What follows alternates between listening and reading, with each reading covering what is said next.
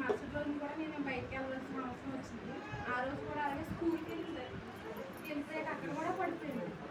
పడిపోతే ఏంటంటే ఇలా పడిపోతుంది ఏంటి అసలు ఏంటి బలహీనత అనేసి నేను ప్రార్థన చేసుకుని అక్కడి నుంచి టీచర్ గారిని మీరు ఆటో ఎక్కించండి మేడం, నేను కూడా ఉంటాను, అలా తీసుకెళ్తాను హాస్పిటల్కి తీసుకెళ్ళాను. శోభరాణి గారు హాస్పిటల్ తీసుకెళ్తే ఇలా పడకూడదమ్మా, కళ్ళు గట్టి తిరగకూడదు, వాంతులు అవుతున్నాయి అంటున్నారు. మరి వెంటనే చూసుకోవాలి కదా, చూసుకోవాలంటే నాకైతే మామూలుగా పడిపోతున్నాము అంటే ఒక తిండి గట్టి తినక అనుకున్నాను. అంటే ఆవిడ అడిగింది ఎవరున్నారు ఏంటి మీరు ఎవరో కదా అని అడిగింది. ఇలా పననండి ఇలా చనిపోయాను మా ఆయనగారు ఆవిడ వెంటనే ఆలకిచ్చి అన్నది. సరే అమ్మ రాజమండ్రి స్కానింగ్ అక్కడ తీసుకెళ్ళు అంత తీసుకెళ్ళాను. నేను ఒకదాన్ని ఉన్నాను తండ్రి, ఎలాగ నేను తీసుకెళ్ళి ఎలా స్కానింగ్ తెంచాలి ఏంటో అని అనుకుంటే అక్కడి నుంచి మా ఊళ్ళకి వచ్చింది. వచ్చి రాజమండ్రి తీసుకెళ్ళి ఇప్పుడు రాసిచ్చినాయి 6,000 స్కానింగ్ ఉదయమ్మా నేను సంతకం పెట్టిస్తాను.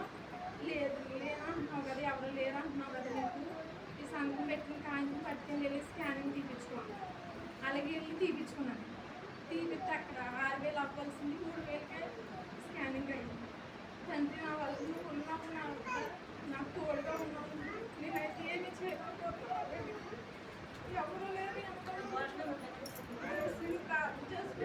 కూడా రాకుండా ఉంటే ప్రార్థన చేసుకొని వెళ్ళి ఏమీ ప్రాబ్లం లేకుండా ఉండాలి తండ్రి అని నేను అనుకున్నాక కూడా దేవుడు స్కానింగ్ వచ్చిన తర్వాత రిపోర్ట్ రాలేదు. సరే ఫోన్లో పంపించేస్తామమ్మా లేట్ అయిపోతుంది కదా అన్నారు. వెళ్ళిన తర్వాత స్కానింగ్ ఫోన్లో పంపించారు. డాక్టర్ గారు లేకపోతే మళ్ళీ మరుసటి రోజు పొద్దున్నే తీసుకెళ్తే పిల్లకైతే ఏం ప్రాబ్లం లేదమ్మా కళ్ళలో గట్టనే, కాకపోతే తను బలహీనతగా ఉంది బాగానే, బ్లడ్ గట్ట ఏమీ లేదు, అందుకే పడిపోకుండా ఉంది, మంచి ఫుడ్ అవి ఫ్రూట్స్ అవి పాలు అవి పట్టించు అన్నారు. సరేనండి నేనైతే ప్రార్థన చేసుకొని వెళ్ళానండి. ఇలా చేశారు అంటే బాగా చేశారమ్మా, నేను చెప్పాను కదా, నేను సంతకం పెట్టించాను కదా, అందుకే తగ్గించారు, ఇది 6,000 అవ్వాల్సింది. ఆవిడ చాలా సనువుగా మాట్లాడిందండి. తర్వాత కూడా ఇలా లేదంటే అయ్యో పిచ్చినందరూ ఇలా ఉన్నావో పిల్ల చూస్తే ఇలా ఉన్నది, నీకు నిజంగా చాలా దేవుడు గొప్ప మేలే చేశాను నీకు అన్నాను. అవునండి నేనైతే ప్రార్థన చేసుకుని వెళ్ళి నేనైతే మనసులో నమ్ముతుంది దేవుడు నమ్ముకున్నాను, నాకంటే ఎంత ఎవరు లేరు, ఇలా పెట్టుకొని నేను ఒక చదువుకుంటున్నాను. అలాగే కేసు కూడా కోర్టు అంతా తిరుగుతున్నానండి, నేను చాలా ఇబ్బంది పెడుతున్నాను. దాని గురించి ప్రార్థన చేసుకుంటున్నాను. చాలా ఇబ్బంది పెడుతున్నారు. దాని గురించి ప్రార్థన ఫాస్ట్ గారు చెప్పారు. దాని గురించి వీళ్ళ గురించి కూడా కొంచెం ప్రార్థన చేయండి. కేసు కొట్టేసేలా ఉన్నారు. ఇక్కడ చూస్తే ఎవరు రావట్లేదు, నాకు తగ్గు చేశారు డబ్బులు కట్టించారు, అన్నీ కట్టించారు. నాకైతే మనుషులకి ఏమి సహాయం పడతలేదు. నేనైతే దేవుడి మీద భారం వేసుకునే ఉంటున్నాను.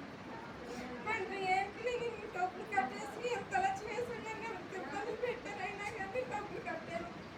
కట్టేసి నాకు ఏమి ప్రశ్న జవాబు ఏమి రావట్లేదు అసలు అనేసి బాధపడుతున్నాను. అయితే మొన్న రాత్రి అయితే నాకైతే 4 ఏంటో తెలియదు ఆత్మలు 4 ఆత్మలు వచ్చేసి నా మీద ఒక ఆత్మ పడుకోపోతే నేను అయ్యో ఇదేంటి ఇలా ఉంది బాబు అనేసి గబగబా ఫాస్ట్ గారు వెళ్ళిపోయి ఫాస్ట్ గారు తీసుకుని వెళ్ళాను. ఫాస్ట్ గారు డౌన్ నుంచి వచ్చారు కదా, వీళ్ళందరూ వచ్చి ప్రార్థన చేస్తుంటే నువ్వు ఆడుకొని ఆవిడ ఫాస్ట్ అనుకుని నాకేస్తుంది, ప్రార్థన చేయనివ్వకపోతే ఏంటంటే ఇలా కాకేస్తుందండి. ఫాస్ట్ గారిని అడుగుతుంటే ఫాస్ట్ గారు అలా ప్రార్థన చేస్తుంది కానీ ఫాస్ట్ గారికి అయితే లొంగలేదండి. లొంగకపోతే ఫాస్ట్ గారు అనుకుంటా నువ్వు ఇది వెళ్ళి ఇంకా ఆయన తీసుకొస్తానని వెళ్ళి ఆయన్ని ఎంత బలం ఉందండి అదే తెలియదు నాకైతే. ఆ బరిని ఇచ్చుకొని ఫాస్ట్ గారు తీసుకొచ్చినప్పుడు ఒకరికి నెత్తి మీద అస్తం వేసి ప్రార్థన చేస్తాను పడిపోయి పైకి వేసిపోతుంటే నేను అది అని అడుగుతున్నా, ఎందుకు వచ్చాను నా గురించి ఏంటి, నా మీద అంత కక్ష ఏంటంటే నేను తీసుకుపోతాను, నేను చంపేస్తాను అంటే నన్ను అనేస్తుంది. నేను అతను పట్టుకొని లైన్ మీద పట్టుకొని ఏంటంటే అలా మాట్లాడుతుంది దెయ్యమని నేను అడిగేస్తున్నాను. ఆయన దెయ్యాన్ని నువ్వేంటి, నువ్వు ఎందుకు వచ్చావు అసలు, నా మీద అంత కక్ష ఏంటంటే నువ్వు వచ్చేవాళ్ళ నేను తీసుకుపోతానంటే అతను వచ్చి ఒకరి మీద ప్రార్థన చేస్తుంటే ఒకరికి పైకి వేసుకుంటున్నాను. చాలామంది ఉన్నారు అక్కడ అయితే మట్టికి. ఇది చిన్న సాక్షి. ఎన్ని సంవత్సరాలు మీరు అందరూ కూడా నా గురించి నా బిడ్డ గురించి నా కోర్టులో ఇల్లు ఉందండి. అదైతే ఏమవుతుందో నాకైతే తెలియట్లేదు. దేవుడి మీద బాధేస్తున్నాను.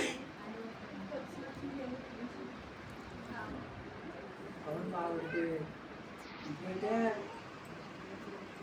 నాకు లేకుండా ఆయనంటే మాకు దేవదూత అనుకో. అది కొన్ని దేవదూతకి అడ్డు తిరిగి మాట్లాడదు.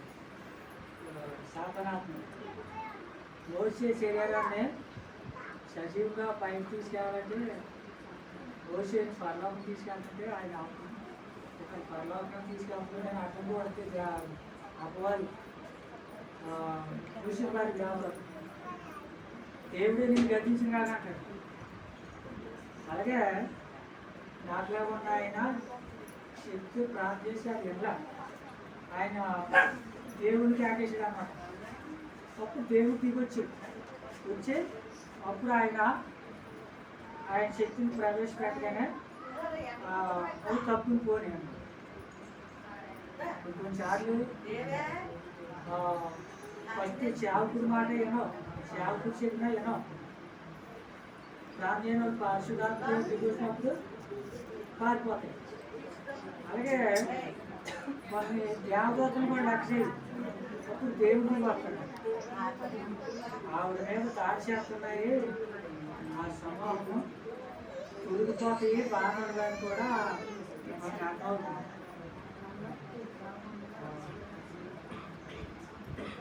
కట్ చేసాను. కట్ చేసాను.